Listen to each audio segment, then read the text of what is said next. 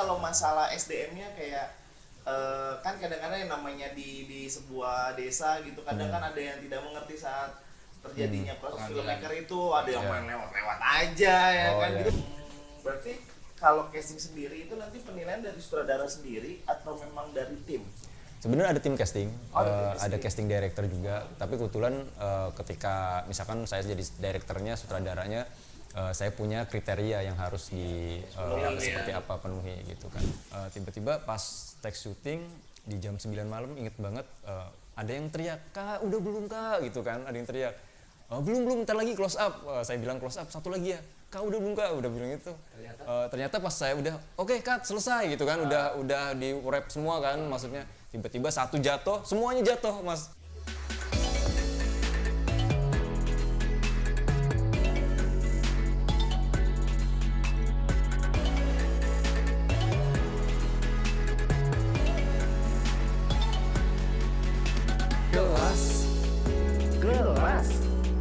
Gelas, oh gelas kosong, yeah.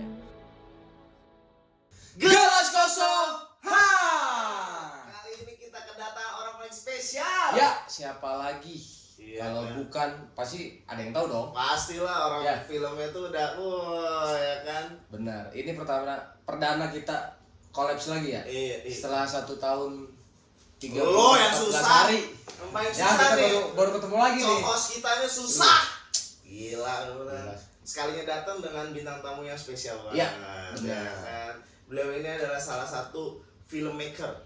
Ya kan. Dia itu penggerak film yang ada di sini ya. Iya, ya kan. Pokoknya kalau misalnya film-film yang ada logonya tulisan Kremov. Nah, udah tuh. Iya. Udah pasti tuh ya. Pasti kan? dong. Udah pasti beliau ya kan. Iya. Perkenalan dulu Kang, boleh Kang? Halo Mas Dewa ya, Mas Yogi. Mas Yogi. Saya dari Mahesa, saya salah satu pendiri dari Kremo Pictures, komunitas film dan rumah produksi yang ada di Banten. Ya. Oke. Tapi awalnya tujuan Kang Darun itu untuk membuat sebuah komunitas itu apa sih? Sebenarnya dulu itu waktu saya kelas 1 SMK, kebetulan sekolah di SMK 1 Serang, pengen nyari-nyari komunitas film yang ada di Serang. Waktu itu kan masih belum ada ya, masih jarang banget komunitas film. Akhirnya saya sama teman-teman gabung, yuk kita nongkrong-nongkrong, dari nongkrong-nongkrong kita bikinlah satu perkumpulan gitu, namanya Creative Movie. Itu masih sekolah semua. Masih sekolah semua. Masih sekolah semua. Tapi sekolahnya juga bukan cuma dari SMK 1 Serang, tapi Iya. dari sekolah yang lain. Iya. Gitu. Dari Prisma, dari mana-mana gitu kan. Kita kumpul-kumpul. Yalah, kenapa kita nggak bikin komunitas aja nih gitu kan, untuk apa sih, saling ngembangin hobi di fotografi, videografi gitu. Ya, terbentuk lah. Akhirnya terbentuk komunitas namanya Creative Movie dulu, dan lama-lama disebutnya karena kepanjangan Creative Movie ya udah kepanjangan Kremov gitu sampai sekarang. Kremov itu berarti kreatif Creative movie. Movie. Ya, kan? Ya. Berarti awalnya memang hanya pengen sharing-sharing aja nih. Dari hobi lah ya. Iya, dari hobi. Ayo sharing-sharing. Nah, untuk film pertama yang diproduksi sama Kremov apa? Judulnya waktu itu Love and Religion judulnya. Love and Religion. Jadi tahun 2007 waktu itu kita bikin dari handycam yang memang masih kasetnya agak besar gitu ya. Oh iya, yang kotak itu ya. Kalau sekarang udah digital semua Iya. ya. Dulu masih agak susah nyari DSLR segala macam gitu. Jadi kita pertama kali produksi sama teman-teman, ayolah kita bikin karya bareng gitu kan. Ya namanya film pertama itu hancur banget. Tapi dipublish nggak sih? Nggak dipublish waktu itu. Oh, nggak Cuma dipublish. buat kita aja. Jadi Seru-seruan setelah film dulu selesai ya udah kita nonton sendiri gitu. Dan akhirnya disimpan. Tapi filenya masih ada sampai sekarang. Dan itu akan dipublish ya sih kira-kira? Mungkin nanti akan kita lihat cuplikannya. Soalnya history kan itu semua Iya, history ya kan. pertama kali film. Tapi kan biasanya kalau misalkan mau ngebuat misalnya sebuah komunitas, udah pasti kan harus ada yang seniornya itu dalam misalnya segi videografinya. Di situ menaungi juga ya. itu gimana? Apa hanya sharing doang, tapi apakah ada mentornya yang ini jadi gini loh, video yang gini. Ya, jadi kita itu yang mendiriin Kremov itu memang saling belajar otodidak. Jadi saya Otodidak punya belajar ini gitu kan, yang satunya apa gitu kan, punya pengalaman apa. Jadi kita saling memang benar-benar real dari masing-masing gitu. Akhirnya kita cari-cari kayak semacam tempat ada undangan workshop di Jakarta. Waktu itu kita datang ke Jakarta sampai ke Bandung, kemana yuk kita jalan, kita belajar ini gitu. Jadi memang kita semua pendiri Kremov tuh otodidak gitu.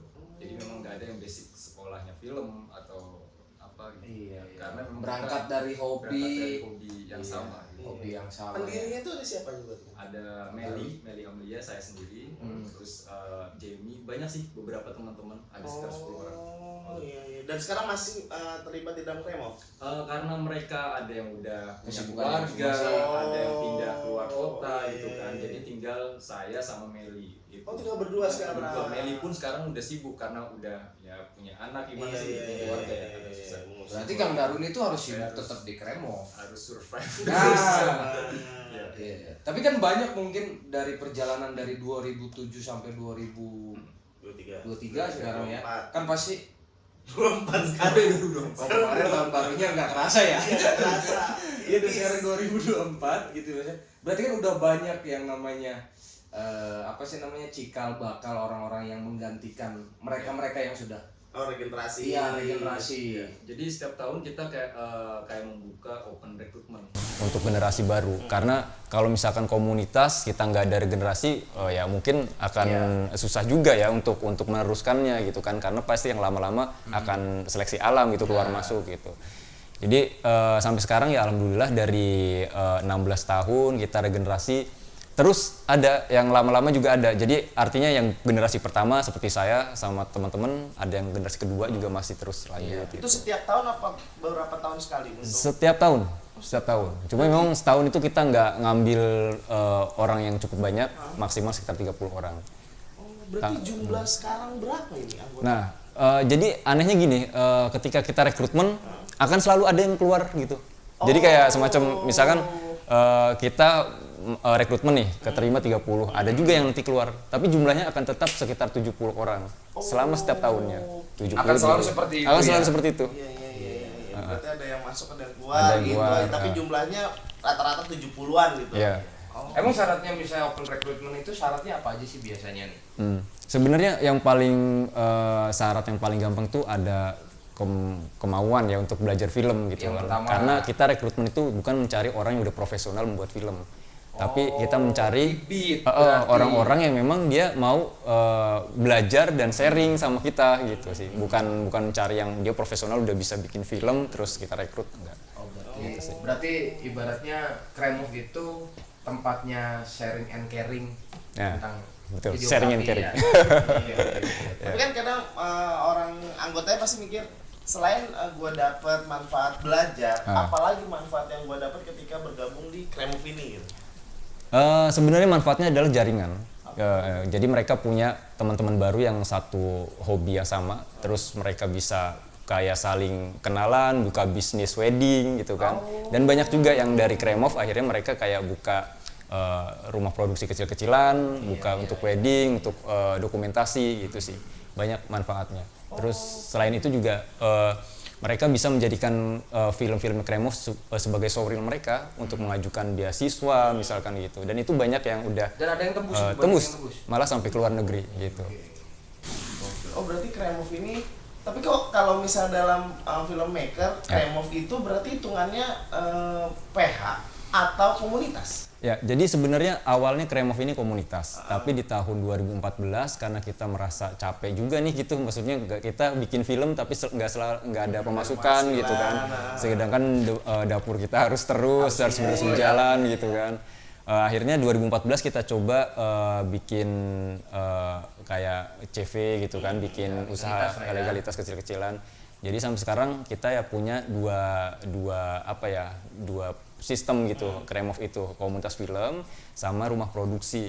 Kalau komunitas film itu memang kita akan terus kembali ke asal kita sebagai pembuat film yang memang kita bikin film secara sosial, kita nggak dibayar, kita hobi gitu kan. Kalau rumah produksi kita udah mulai komersil, artinya segala sesuatu yang terlibat dalam proyek ini adalah komersil, kita akan mendapatkan benefit dari sini. Nah, tapi kita juga nggak akan melupakan komunitas, karena komunitas kan setiap program kita butuh dana, ya kan. Kita juga nggak mungkin minta-minta ke pemerintah, nyari proposal sponsor susah gitu kan. Jadi kita usahanya dari rumah produksi ini. 20% dari penghasilan rumah produksi ini kita sumbangkan untuk kegiatan di komunitas gitu. Nah, pertanyaan saya satu dulu. Gini, kan tadi dari kata Kang Darwin kita nyari sponsor dari pemerintah susah gitu ya, maksudnya entah itu lambat atau susah, terus dari investor-investor lain misalnya belum melirik. Sebenarnya berarti kan ada yang belum dianggap. Misalkan film belum tentu laku. Nah, bagaimana sih cara untuk membalikkan mindset mereka gitu ya? Biar ke kita yang punya pelaku ekonomi kreatif, itu kan pelaku ekonomi kreatif maksudnya. Biar mereka tuh investor-investor itu melek gitu. Ya sebenarnya gini, kadang kalau orang-orang yang makanya otak kiri gitu ya, bilang kalau film itu apa sih gitu kan, terus nanti fungsinya apa gitu kan, untuk daerah apa nilainya. Tapi kita bisa lihat Laskar Pelangi loh gitu ya. Dulu Belitung bukan suatu daerah yang cukup terkenal di sektor pariwisatanya. Tapi sekarang kita lihat di Belitung banyak sekali investor yang udah muncul, hotel-hotel, wisatanya cukup terkenal gitu. Dari mana? Dari film. Gitu kan. Bukan cuma iya Belitung, tapi banyak juga daerah lain, Padang dan lain-lain itu juga terkenal dari film, dari novel, dari karya-karya sastra, karya-karya ekonomi kreatif gitu. Jadi kalau dibilang film nggak ada dampak atau manfaat untuk daerah atau kemajuan negara, itu salah besar gitu kan. Film justru menjadi salah satu media yang cukup efektif untuk mempromosikan daerah, untuk menginformasikan, menyampaikan segala pesan dalam satu medium yang tentunya sekarang lagi digemari kan, disukain gitu. Benar-benar, karena di luar negeri aja, maksudnya di luar negeri aja banyak orang-orang yang berlomba-lomba menjadi tuan rumah apapun acaranya, misalnya Olimpiade, Piala Dunia. Karena apa? Sebagai representase nih bahwa negara gua nih banyak loh pariwisatanya ini. Nah, kan kita kan melihatnya nggak itu hanya cuma sebatas dia jadi penyelenggara Piala Dunia doang, dia menjadi penyelenggara ini doang. Padahal di balik itu ada pariwisata yang bergerak, UMKM yang bergerak gitu kan. Karena dilirik ekonomi sama jalan. negara lain kan gitu. semua. Maksudnya gitu. kapan kita untuk berpikir bisa seperti itu gitu. Iya, benar. Iya, makanya mungkin Kang Darwin ini membuat sebuah festival film Banten itu kan. Ya. Jadi karena berangkat dari komunitas, mungkin saya jelasin dulu kalau komunitas ya. Komunitas ini kan kita punya program, selain rekrutmen, kita juga ada program produksi film. Jadi setiap tahun kita wajib memproduksi 1-2 film. Terus ketiganya program festival film, sama keempatnya distribusi. Artinya distribusi itu kayak kita penayangan di bioskop atau layar tancap gitu ya. Nah, festival film ini sebenarnya kita berangkat karena kita merasa di Banten ada nggak sih komunitas lain yang memang sama kayak kita gitu kan gitu. Karena nggak ada inisiatif dari pemerintah, waktu itu kita inisiatif sendiri untuk bikin festival film Banten di tahun 2017 waktu itu sebenarnya. Ya, kita inisiatif sendiri, kita coba cari sponsor juga waktu itu agak susah. Ya udah, kita bikin iuran waktu itu kan, mas iuran sama anggotanya gitu, untuk bikin satu event gitu. Ternyata akhirnya karena kita konsisten berhasil, dan sekarang event itu menjadi event tahunannya Provinsi Banten ya, untuk festival film setelah Banten. itu baru dilirik. Setelah itu baru dilihat. Kalau rame dilirik. Udah berapa kali dulu baru dilirik? Udah sampai ke-4 kali kan. 4 kali baru dilirik, 5 baru dilirik gitu. Kelima Biasanya baru harusnya masuk. 2 kali udah langsung dilirik. Ini Biasanya kalau pertama sampai bagus 4 kali. lanjut part 2. Ya. Nah ini, gua bahas soal TikTok seru juga, maksudnya akhirnya kan film ini banyak orang-orang yang memiliki stigma, gua mah lebih demennya nonton film short gitu ya kan, film pendek yang 30 detik, yang 1 menit. Banyak loh ternyata yang gue lihat, dia cuma menggambarkan sebuah adegan mungkin 1 scene, tapi bisa mencakup semua, yang dimana akhirnya film-film panjang itu kurang diminati kayak di YouTube. Itu kan mungkin tempatnya film-film panjang tuh ya, yang 30 menit gue bilangnya ya kan, atau 1 jam. Nah, itu kalah sama peminat orang-orang yang doyan nonton 30 detik 1 menit. Nah, itu mengantisipasi gimana? Apakah ya udahlah biarin itu mah selera atau gimana? Ya, sebenarnya itu tergantung dari orangnya juga sih ya. Kalau misalkan orang yang nonton yang 30 detik itu gitu kan, mungkin dengan 30 detik review itu dia menonton, wah ini seru juga ya, akhirnya dia menonton film panjangnya gitu kan. Tapi mungkin juga dengan 30 itu, oh udah tahu nih filmnya kayak gini, spoiler kan mbak jadinya gitu. Jadi sebenarnya tergantung dari perspektif orang itu masing-masing sih, untuk si yang lihatnya gitu kan. Orang menjadi pemantik, udah tahu ini. Gitu. Tapi sebenarnya itu ada nilai plusnya juga untuk bikin short itu ya. Itu juga nilai plusnya untuk mempromosikan film yang dibuat gitu kan. Tapi ada yang kurangnya juga, kalau yang shortnya itu udah kita masukin spoiler, ya jadi nggak menarik lagi buat nonton film panjang. Ya. Iya.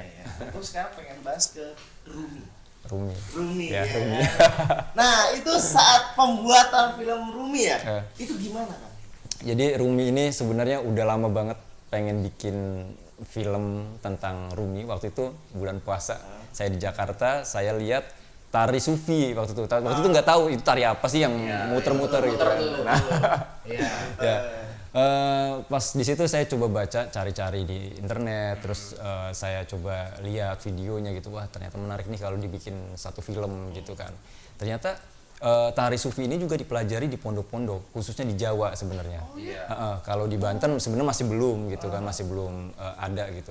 Akhirnya dari situ saya coba bikin skrip, tapi ya ketahan dari 2017 tahan udah lama. Tahun 2021 itu. 2021 udah mulai. Kok bisa ketahan ya? Butuh mentalnya kuat. Biasanya gitu kalau mau bikin film ya kayak mau bikin film sekarang itu udah dari 3 tahun yang lalu, dari berapa tahun yang lalu gitu. Karena menyiapkan kayak coba riset, coba apa sih yang diangkat itu kan. Akhirnya 2021 ngobrol sama pondok pesantren Darul Falah, ya udah ternyata ada kecocokan di situ ya dengan seni, Rumi dan lain-lain gitu. Akhirnya udah saya coba pelajarin itu gitu Rumi. Dan ya nggak nyangka Rumi itu bisa satu film Kremov yang bisa tayang di beberapa negara gitu. Jadi jadi selama ini kita ya udah nayang-nayangin di lokal, tapi ketika bikin film Rumi ternyata disukain juga di luar negeri. Gitu. Nah itu saat proses pembuatan film Rumi yang paling tantangan terbesarnya apa? Kalau Rumi itu tantangan terbesar sebenarnya waktu itu kan syutingnya juga hujan ya. Di mana sih syutingnya? Di Pandeglang. Oh di Pandeglang. Di Mandalawangi itu kan sebenarnya dia daerah yang dingin ya, tinggi gitu kan. Terus kalau hujan terus gitu. Itu yang agak kita kesulitan untuk mencari ini tag-nya gitu. Berarti itu masalah cuaca kan? ya. Tapi kalau masalah SDM-nya kayak kan kadang-kadang yang namanya di sebuah desa gitu, kadang kan ada yang tidak mengerti saat terjadinya proses filmmaker itu, ada yang main lewat aja ya kan. Gitu pernah nggak sih kejadian kayak gitu? Sering sih sebenarnya kayak gitu. Sering ya kan. Malah banyak yang nonton gitu. Banyak. Jadi sebenarnya sering banget sih kayak kita lagi syuting tapi dia ini ada apa gitu kan. Terus ya banyak ada preman lah apalah banyak. Sering. LSM sering. Oh gitu. Sering, kita sering. Apalagi di daerah sana tuh Banten Lama. Banten Lama itu. Ya tapi mungkin sekarang udah nggak ada mungkin sih. Kalau dulu pada waktu itu mah ada waktu ya. itu ada. Mungkin sekarang mah. Kalau ini enggak, gue lihat kan kayaknya Kremov buatnya film-film tentang budaya, kebanyakan lah yang banyak. Benar. Untuk film horor sendiri pernah? Pernah, cuma itu bukan horor sih sebetulnya apa ya? Ya semi horor lah. Mitos-mitos ya, gitu. mitos-mitos gitu. Nah itu saat misalnya lagi membuat film mitos itu pernah kejadian benerannya nggak sih? Seremnya gitu, maksudnya seremnya kejadian syutingnya itu pernah ngalamin kejadian seremnya? Iya, kita selalu sih kadang kayak gini, lagi syuting film, terus film itu tema-tema tentang yang mistis gitu kan. Ya sering kejadian kurunya, kesurupan atau bahkan kita pernah tahun 2016 syuting film Edelweiss. Kita kira kan kalau syuting di perkotaan ya di aman-aman aja gitu kan, kayak di daerah-daerah Serang sini kan maksudnya aman lah gitu. Kalau di hutan barusan kita merasa was-was gitu kan, khawatirnya terjadi apa-apa gitu kan. Kita bawa aktris ada sekitar 25 orang, semua aktris itu 20 orang yang cewek. Itu kita surupan masal tahun 2016 ya. Jadi Maung atau meong? Macam-macam. Jadi ada yang bahasanya Cina, ada yang Belanda. Serius itu? Lari-lari serius, lari-lari gitu. Waktu itu syutingnya di Di KP3B. Tiga. Iya. Oh, Di situ. Cina, Belanda di sini. Banyak. Jadi dulu saya kan nggak pernah percaya ya untuk kayak semacam izin yang spiritual. Saya selalu percayanya kayak yaudah kita udah izin resmi di lembaga ini, kita bisa syuting gitu kan, ngapain sih harus ngurusin yang lain gitu kan. Tapi ternyata ada hal yang belum kita izin juga gitu kan. Dan itu akhirnya gagal syutingnya, udah gagal, kita lanjut lagi minggu depan, tapi dengan prepare yang tentunya udah kayak doa-doa atau segala macam gitu kan. Udah ustadznya. Tiba-tiba pas teks syuting di jam 9 malam inget banget ada yang teriak, "Kak, udah belum Kak?" gitu kan, ada yang teriak. Belum, ntar lagi close up. Saya bilang close up, satu lagi ya. "Kak, udah belum Kak?" Udah bilang itu. Ternyata pas saya udah, "Oke, cut, selesai" gitu kan, udah di wrap semua kan, maksudnya tiba-tiba satu jatuh, semuanya jatuh, Mas. Jadi saya kaget juga tuh kok bisa gitu. Masal kesurupan masal. Jadi Bisa ya? Tapi kalau misalnya dari penglihatan yang misalnya orang-orang pinter itu di sana itu, maksudnya kan izin udah gitu kan, apa nggak ada sogokannya apa gimana? Kan biasanya Kan kita disogok gitu. dunia aja begitu. mungkin Bisa jadi kan? mungkin sebenarnya sih katanya sih kita mengganggu di sana sih gitu kan ekstrasnya pakai hitam semua gitu kan, terus juga ada beberapa barang-barang yang kita pindah-pindahkan terus nggak sesuai. Terus ya crowded juga di situ kan, rame, terus ya udah, jadi mungkin itu apalagi sih. banyak teriakan mungkin kan. Iya. Emang tentang apa ya film? Sebenarnya itu bukan film horor, filmnya romance gitu kan. Di situ ada adegan kayak semacam ceritanya ada party lah gitu kan di situ gitu. Nah, jadi mungkin terasa terganggu mereka. Pengen ikutan syuting. Harusnya jauhin.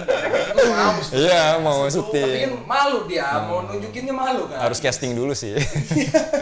Oh iya, kalau untuk casting sendiri dari Kang Darwin untuk umum. Untuk umum, jadi sebelumnya memang kita selalu prioritas ke kayak orang-orang Banten untuk jadi talentnya gitu. Tapi sekarang kita lebih terbuka ke arah Jabodetabek, ke mana gitu kan. Malah tahun 2022 kita buka casting, dan itu dari mana-mana datang ke studio, dari Bandung, dari mana gitu kan. Dan akhirnya Antusias ya mereka ya. yang casting itu juga kita dapat, maksudnya kayak talent-talent itu kita libatin di project-project kita. Termasuk project baru yang akan kita garap sekarang. Ya. Di studio di mana, Pak? Di Cilegon. Cilegon, Di Cilegon. Ya. Bulan apa sih biasanya, apa misalnya ada jadwal 1 tahun itu di bulan apa Castingnya. casting? Sebenarnya sebelum kita produksi film itu ada casting gitu. Cuma kan tergantung dari momennya. Casting yang kita lakuin itu apa casting besar kah atau cuma sekedar casting ya kecil gitu kan. Kalau waktu tahun 2022 itu memang kita bikin casting yang besar gitu kan. Kita publish besar-besaran gitu di medsos gitu. Berarti kalau casting sendiri itu nanti penilaian dari sutradara sendiri atau memang dari tim? Sebenarnya ada tim casting, ada casting director juga. Tapi kebetulan ketika misalkan saya jadi directornya, sutradaranya, saya punya kriteria yang harus seperti apa penuhi gitu kan. Kadang kan namanya aktor kan kriteria utama itu ada 3, good looking, attitude, sama acting ya kan. Jadi gimana caranya mereka 3 kriteria ini udah terpenuhi dulu, kemudian ada kriteria lain yang bisa dipenuhi juga. Oh, berarti pertama good looking ya. Emang Good looking. Good looking itu dalam artian bukan dia cantik atau ganteng, tapi bagaimana dia di kamera itu dari segi gesturnya gitu kan. Ya. Karena di film nggak butuh ganteng doang, Bre. Kadang Kan ada juga bisa kan ya? iya. Misalnya jadi Pak RT gitu kan. Artinya dia yang bisa memahami bahasa visual. Ada apa di sini rame-rame? Nah, ekspresi. Antagonis jadi manusia jolim gitu. Bisa tuh. Karena dia cita-citanya juga kan. Ya, pada waktu itu dia mau main film. Main film ya. Iya. Dulu itu, jadi Dulu saya kan? SMP. Oh, SMP. kan sempat belajar di Parsi. Persatuan Artis Seluruh Indonesia tuh di Jakarta. Cawang. Di Cawang ya. Pancoran gitu tuh. Iya. Nah, cuma kayak SMP saat itu sama ini siapa tuh namanya? Deddy Mizwar, gurunya. Cuma saat itu pernah ditawarin karena masih sekolah sama orang tua saya nggak dibolehin untuk main film. karena udah fokus sekolah aja dulu. Oh, Udah iya. akhirnya sampai sekarang nggak main-main Sekarang. film. Tapi pengen nyobain gitu. Gimana sih membuat apa ketika kita di shoot dilihat di layar kaca fisik kita tuh kayak gimana sih gitu. Iya. Tuh kadang pengen lihat acting kita tuh gimana. Actingnya gimana sih? ya? Natural apa enggak gitu ya. Berarti kebalik sama saya ya. Kalau saya justru pengen di balik layar gitu, nggak mau di depan mau layar, terlihat. nggak mau terlihat. Oh iya. Iya. Tapi kalau untuk bikin storyboard itu gampang tuh Sob. Karena kebanyakan kayak aku pernah nyoba sendiri nih ya Kang ya. Pengen nyoba lah buat film kecil-kecilan yang durasi 30 detik atau 1 menit. Ternyata yang paling susah adalah storyboard. Storyboard. Kalau dari gue ya, karena lu harus tahu nih scene ini ke sini ini susah juga ya untuk nentuin. Nah, itu ada triknya nggak sih Kang? Sebenarnya kalau film kan ada yang pakai storyboard, ada yang enggak gitu kan. Kita kan ada yang pakai cuma naskahnya doang, barusan kita jalan gitu kan. Kalau storyboard mungkin lebih ke kayak film-film pendek atau short atau iklan ya. Itu kan diperlukan kayak gimana. Sebenarnya memang susah sih, itu butuh keahlian khusus, butuh gambarnya gitu kan, butuh imajinasinya seperti apa gitu kan. Berarti harus theater of mind ya. Iya. Tapi Bikin cerita imajinasinya sendiri kan. Ini ada di sini. Susah sih benar itu udah paling agak susah. agak susah banget. Kamera harus gimana, close up apa Close up. enggak. Iya posisinya di mana? Gokil. Gitu. Tapi tantangan terberat bikin film itu apa kan? Sebenarnya tantangan itu apa ya? Ya kita kadang selalu kesulitan kalau di komunitas ya, selalu kesulitan peralatan, terus pendanaan gitu kan. Gimana pun produksi film kita bilang ini zero cost loh, kita nggak ada dana, jadi semuanya minjem, semuanya ya udahlah sukarela, terus kita minta support tempat dan lain-lain gitu kan. Tapi pasti ada aja dana yang keluar gitu. Emang nggak pernah email ke Marvel gitu, nggak pernah? Oh, jauh ya. Ya daripada kan banyak ya maksudnya di sini nggak dianggap, di luar Dianggap ya. dianggap kan gitu kan banyak Netflix gitu. Netflix, ya. gitu. Tapi ada nggak sih rencana Iya, pengen keinginan. masukin Iya. film-film si Netflix ke Netflix gitu? Sebenarnya tahun 2021 kan kita produksi film panjang Saija dan Adinda. Nah, Saija dan Adinda ini udah sempat ditawarin dimasuk beberapa OTT. Tapi karena kita kerja sama Kemdikbud waktu itu, jadi kita tuh harus nunggu dua arah dulu, dari Kremovnya harus ACC, dari Kemdikbudnya juga harus gitu. Karena yang waktu itu yang ngerjain kita, yang dapat dananya dari Kemdikbud kan. Jadi harus ada ya. Tunggu ya. Jadi agak lama gitu. Sampai Dan malah pada akhirnya ya enggak belum gitu. Tapi film Saija dan Adinda ini masuk ke tayangan kayak semacam Kereta Api, kemudian Indonesiana TV gitu. Jadi platformnya Kemdikbud gitu. platformnya. Ya. Di-spill dong sedikit nih, mungkin banyak yang penasaran nih saat membuat sebuah produksi film panjang yang profesional itu perkiraan budgetnya berapa sih? Mengeluarkan Bisa 10M. Itu paling rendah juga 10M. Wow, serius? Serius. Susah. Karena kadang kalau kita bicara 10M memang besar, tapi kalau udah masuk ke film itu kecil banget gitu banget kan. ya. Karena untuk equipment aja bisa nyampe misalkan 1M gitu kan. Equipment kan kalau kita itu beli atau sewa? sewa. Sewa bisa 1M? Bisa 1M. Gokil.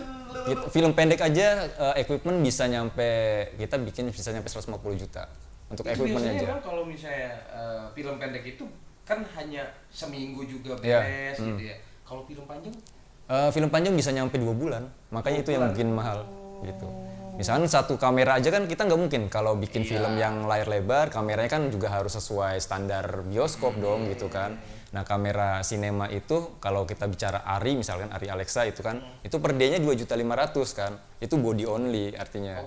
gitu. Jadi 2.500.000 dikali kan 60 hari misalkan, itu pun belum kayak misalkan kalau syuting belum selesai ada lagi gitu kan. Belum lensa, belum lighting lebih mahal lagi dari kamera. Spend money-nya lebih baik. Harus ini gitu ya. Jadi makanya ya Indonesia kan mungkin banyak produser India dan investor-investor. Ya. Tapi keuntungannya kalau film itu kalau dia udah tembus 1 juta penonton itu udah pasti untung gitu. Dari sekitar 2 kali lipat lah. Oh gitu. hitungannya seperti itu yang udah ditonton 1 juta penonton aja. Udah untung itu. Udah pasti. Oh, gimana profit dengan ya. desa penari KKN? Nah itu 10 juta 10 juta penonton. coy. Dia bisa nyampe 10 film lagi kali bisa dibikin. Bikin 10 film lagi. Jadi makin kaya tuh ya produsernya. Oh, berarti sebenarnya nilai investasinya di situ. Di situ. Enggak, ya sebenarnya sih kalau menurut gua mah worth it banget lah itu ya. Iya. Maksudnya risk rewardnya itu lumayan gede. Ya, karena Di risk bisa rewardnya sampai 10 kali lipat dari nilai budget produksi. Ya kan tuh itu keuntungannya. 1 sampai 10 loh. 1/10 lah hitungannya risk rewardnya. Iya, Kalau sih, bener ya. goals Tapi kan untuk Kalau mempromosikan dapat itu ya. iya. Ya. Iya, mempromosikan juga butuh budget kan. Nah, itu. Tapi ini misalnya ya mungkin merasa nggak ya misalnya Kang Larut kalau misalnya di bioskop nih Ya. pasti yang selalu ditayangin tuh film-film yang PH-nya tena-tena. Ah, iya. Nah itu kenapa? Berarti kan di situ ada Ada kerjasama kan ada dengan kerjasama kah atau ada Ya. kesenjangan kah? Sebenarnya bukan, mungkin kalau kita bilang itu monopoli jangan-jangan gitu ya. Ya. Enggak, sebenarnya enggak. Jadi kalau kenapa filmnya itu terus yang ditayangin gitu kan? Karena memang itu yang laku gitu. Biasanya terus PH-PH yang terkenal itu mereka memproduksinya juga dengan produksi yang cukup bagus, serius gitu. Kadang ada yang PH-PH yang istilahnya dia tayang tapi filmnya salah-salahan gitu kan. Ya, terus juga ada yang wah nggak nontonnya nggak enak gitu kan. Jadi sebenarnya kalau bisa bicara bioskop nayangin film yang mana nayanginnya PH-PH terkenal ya karena itu kualitas yang sudah sesuai dengan standarnya milik bioskop. ada Gitu. SOP-nya Ada SOP. Gitu. Iya, Gitu. kirain kita kan mikir, wah jangan monopoli nih Iya. ya, apa yang kecil-kecil. Paling sehari 2 hari hilang gitu tuh. Oh, berarti karena peminat ya. Karena peminat. Jadi ya bioskop juga kalau misalkan nggak ada yang nonton dia juga rugi untuk muterin film itu Iya, gitu. kosong. Kalau misalkan dia laris kan dia juga ya mendapatkan keuntungan. Karena sistem bioskop sama rumah produksi itu berapa ya? 45 10%-nya pajak gitu. Oh, Ya dari 100% 45% bioskop, 45%-nya rumah produksi buat film, ya nantinya pajak gitu. Udah Berarti untung kalau banget. misalkan kita bikin film yang mau ditayang ke bioskop, apakah kita harus berpikir misalnya, oh ini bulan ini ada film dari luar nih yang datang, Nah. kita tahan. Kita bisa. Jadi kayak gitu kan? kita sebagai pembuat film bisa ngatur jadwal tayang. Tapi tentu nanti dari pihak bioskopnya nanti asisnya nggak nih jadwal tayangnya bentrok nggak sama film yang lain gitu. Oh, jadi ngantri. Ngantri. Ada antrian. Ada antrian. Jadi memang sebelum jauh-jauh hari pas kita lagi produksi itu udah pesen jadwal tayang dulu gitu. Schedule-nya kapan untuk di bioskop. Iya. Oke, kita Ya. ada sesi agree or disagree.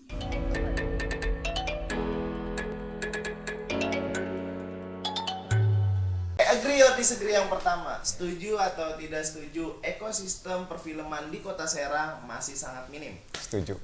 Kenapa? Ya kenyataannya seperti itu gitu. Jadi kita SDM-nya masih kurang. Jadi masih harus perbanyak lagi bioskop, perbanyak lagi sekolah-sekolah film mungkin di sini.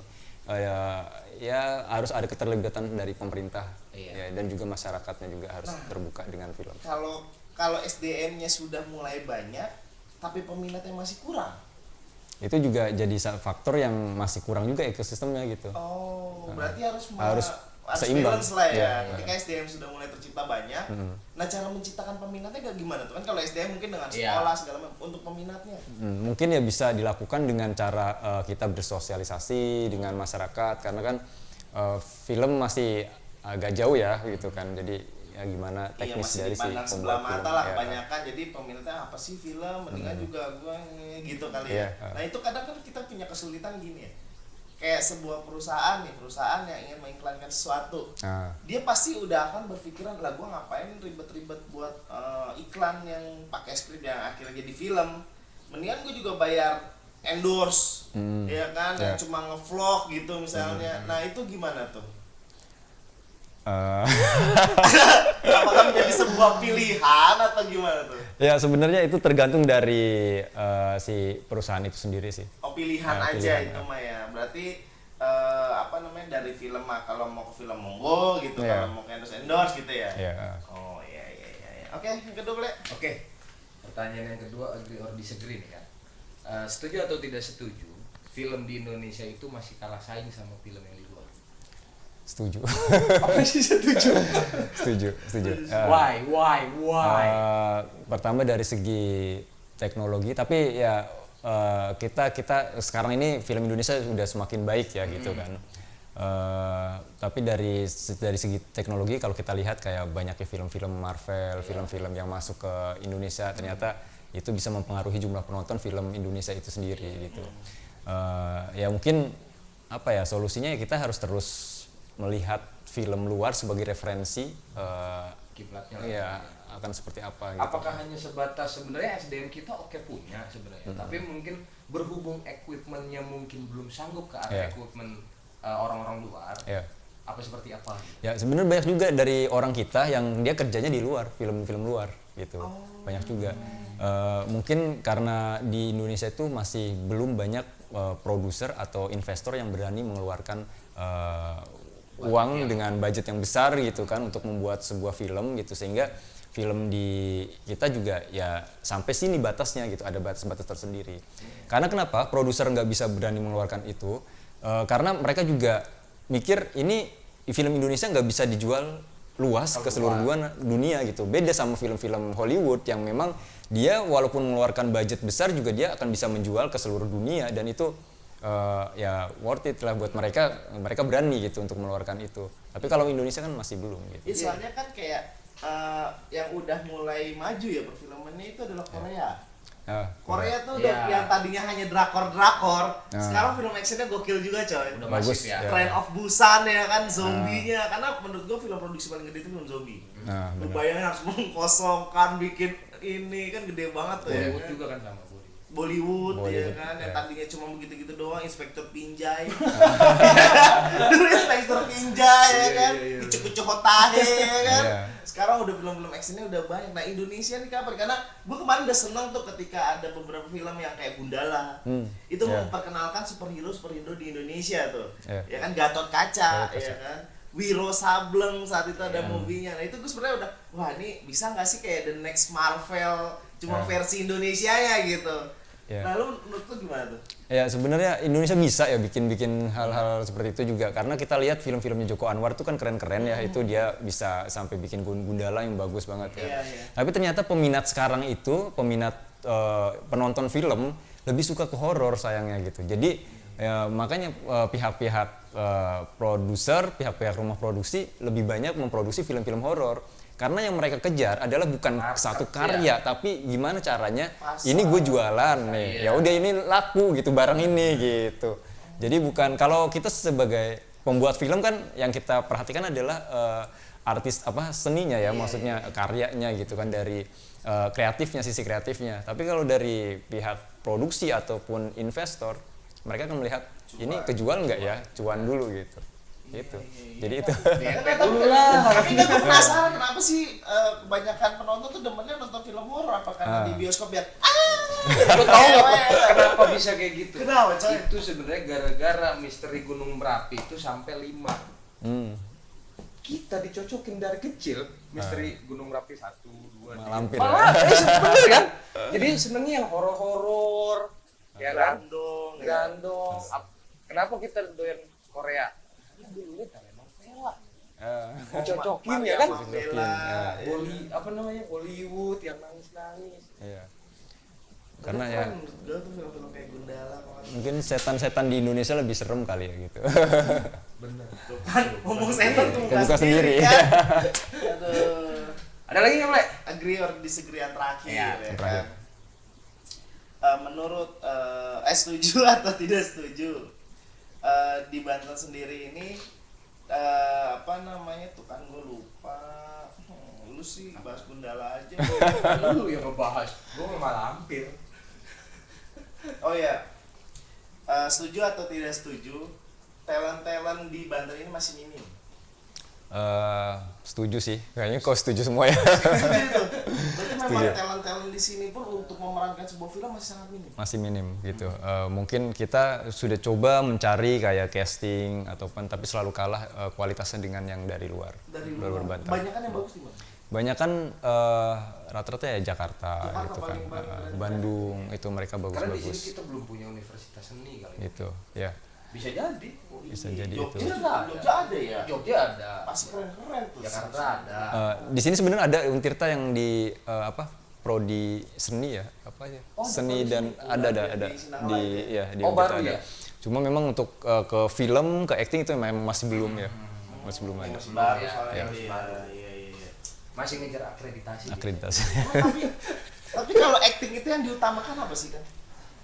Acting itu sebenarnya kan ada 3 ya, good acting, good attitude, good looking gitu kan. Itu kan sebenarnya kriteria ketiga yang harus Syarat utama lah ya. utama ya harus dipenuhi gitu kan. Pertama good acting ya tentu ya dia harus bisa menguasai actingnya.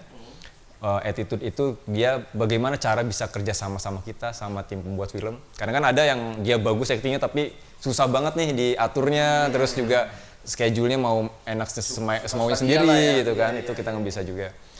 Good looking dalam artian good looking bukan cantik atau ganteng tapi gimana caranya dia bisa terlihat sesuai dengan karakter yang kita mau gitu. Dari gesturnya, ekspresinya itu sih. Ya karena kan kalau yang gue alamin ya, gue ketika ngeliat diri gue di kamera diem itu kok kayak nggak keluar karakter gue. Serem. Gini tuh kayak keluar gitu Keluar, ya kan, ya. berarti gue nggak bisa diem, jangan gue nggak bisa main film kayaknya. Bisa lah. Gue diem. Iya kan banyak perannya ya. Banyak perannya. Kita gini, Nah, jadi orang gila kan bisa. gitu. Ditunggu castingnya ya. Kapan itu? Kapan? Dia biasanya Tak dulu nyari kriteria orang kriteria gendut dulu. Gendut ya kan, tinggi ya kan, misalnya rambutnya dikuncir. Wah, gua banget. Ayo, Udah gas. cocok. Cocok udah gua. film sumo Bang. Belum semua. Enggak. Minimal preman lah. Preman ya. Star gitu ya. Di sini ya kru gua tatonya ya. Tato ya kan. Ini puk. Suwe. Kerupuk. Oke, Kang, nih kira-kira Ya. Kang Darwin ada nggak sih kata-kata motivasi nih buat Harapan lah. harapan motivasi. Atau motivasi keresahan atau keresahan yang selama ini dari 2007 sampai 2024 misalnya di Kremov itu, wah ini harus dikeluarkan. Oke lah, nggak apa-apa di sini. Ya apa ya, kalau bikin film kan istilahnya kita harus ikhlas ya, kita banyak ikhlas gitu, kita banyak berjuang, berkorban gitu.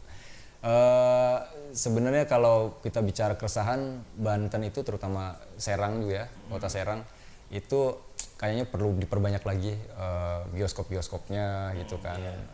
Maksudnya kita harus lebih terbuka dengan investor-investor yang akan masuk untuk di bidang film khususnya gitu kan. Terus kemudian kedua ya diadakanlah kampus atau sekolah yang memang dia lebih spesifik ke film. Mungkin sekarang ada yang jurusan multimedia, ya jurusan audiovisual gitu-gitu. Tapi mungkin ada yang lebih spesifik ke film. Dan terus dilaksanakan kayak agenda-agenda kegiatan-kegiatan tentang perfilman gitu. Itu sih harapannya. Jadi kalau dengan cara seperti itu, terus satu lagi kita juga butuh ruang ya. Di Serang nggak ada taman budaya, nggak ada tempat. Mungkin ada, tapi kan itu ada di dekat pemerintahan. Mungkin, cuma kita nggak tahu. Setuju. Ya, kita kadang agak kesulitan untuk kayak kita mau bikin nonton bareng, diskusi, ya kan kita harus cari kafe, harus cari tempat. Tuh kita kalau di Jogja kita bandingin di sana ada semacam taman budaya, ada teaternya gitu kan. Ya artinya memang pemerintah udah melek banget dengan kebudayaan gitu. Nyiapin lah mereka itu ya. Tapi kalau Banten sepertinya sekarang masih terus fokus ke infrastruktur, ke mana padahal kebudayaan juga bagian dari penting untuk kemajuan sebuah daerah gitu. Iya, setuju. Nah, tapi untuk kedepannya nih ada plan apa nih dari Kremov? Kira-kira ke depan akan ngapain gitu? Ke depan kita akan terus bikin film, itu pasti. Kita akan terus melaksanakan program-program komunitas, festival film, nonton bareng, diskusi atau apalah tentang film gitu kan. Kita akan terus melaksanakan itu. Dan tentunya kita punya satu keinginan sih agar Kremov itu juga bisa mewadahi anak-anak muda Banten yang khususnya dia hobi di bidang film gitu. Artinya mereka ketika bingung mau belajar film di mana, di Kremov ada. Kita sekarang yang dulunya nggak punya equipment, yang dulunya sewa-sewa, sekarang kita udah punya gitu kan, dan itu bisa dipakai. Aset ya. Ya kita itu bisa dipakai, bisa dipelajari sama teman-teman semua. Gitu. Bahkan sampai ada rel kereta itu ya. Ya, rel kereta. Gitu ya, Dolly gitu track. Jalan tuh. Bisa tuh buat berita tuh. Ya. Kita juga gitu. Talk show. Enggak ada, mana ada berita tos. Oke. Ya, seru banget kan? Iya, seru banget ya Ya. kan. Kang Darwin ini ternyata memang memiliki perjalanan berapa tahun tuh? 16 tahun. 16 tahun. Ya, 16 tahun untuk membuat sebuah Kremov menjadi dua ya kan, ada komunitas dan ada Rumah produksi. rumah produksi ya kan.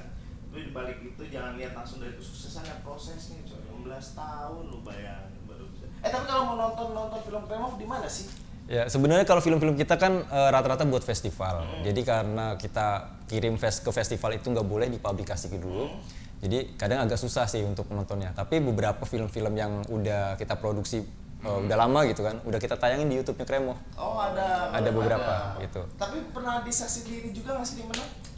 Perpusda ya? Di Perpusda sering, kita juga sering ngadain event-event pemutaran film gitu, diskusi gitu. Oh di situ berarti ya. Sering di Perpusda sering ya? Sering di Perpusda ada. Oke, tuh buat lo yang mau nonton langsung aja DM kali ke IG-nya. Kremov apa nama IG-nya? Kremov Pictures. Kremov Picture. Ya. Lo yang mau gabung juga bisa DM di situ ya? Bisa. Tuh, langsung aja lo gabung, nggak pakai lama ya. Itu ketemu info-info casting. Ya kan? Iya. Oh, iya. Soalnya gue pernah cari ya casting-casting itu rata-rata kurus, ya kan, agak kekar sedikit. Wah, gue udah agak sedikit tuh. Gue cari lagi. Sekalinya ada gemuk, hitam banget gitu. Orang Papua gitu tuh. Ya nggak masuk, gue bilang anjir, susah banget ya kriteria gue. Kedua ya itulah tukang bubur. Lu masih masuk, lu sama Eli kan, mirip banget sama Eli. Iya kan, mirip gak setuju kan lu ya? Mirip ya? Enggak ya? Mirip gak? Mirip ya Pak Eli tuh. Mirip Pak Eli. Ya, lu nonton lah deh. Mana pula kau? Iya. Oke, Kang Darwin, thank you Ya, banget udah thank you mampir ke banget. Gelas Thank you. Kosong. Thank you. Le, Ya, sebelum kita mengakhiri perbincangan kita nih, biasanya terakhir tuh kita punya jargon. Jargon. Ya, tahu kan jargon yang jargonnya apa? Gelas kosong. Gelas kosong.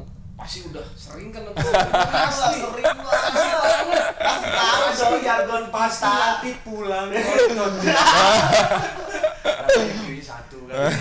Lumayan ya, Sama kan? dia dua ya, Bang ya. Kan yang penting konsisten. Betul. Yang Ya. penting views mah udahlah nggak usah. Iya. Dia keren konsisten. 16 tahun kok. Iya, kita Masa baru kita baru setahun 2 tahun lah ya jatuhnya ya. belum anniversary kan. Oh, 2 bulan. 2 bulan. Setahun 12 bulan. Setahun 12 bulan. 2 tahun ya. Belum 2 tahun ya, berarti setahun 12 bulan ya. Ya. Jadi- Jadi kita punya jargon gelas kosong. Oke ya. Oke, Yuk. gampang dong bacanya. Siap. Oke, buat Ya. penonton Gelas Kosong, terima kasih udah nonton Gelas Kosong. Jangan lupa like, comment, share, and Subscribe. oke, kita closing aja. Go!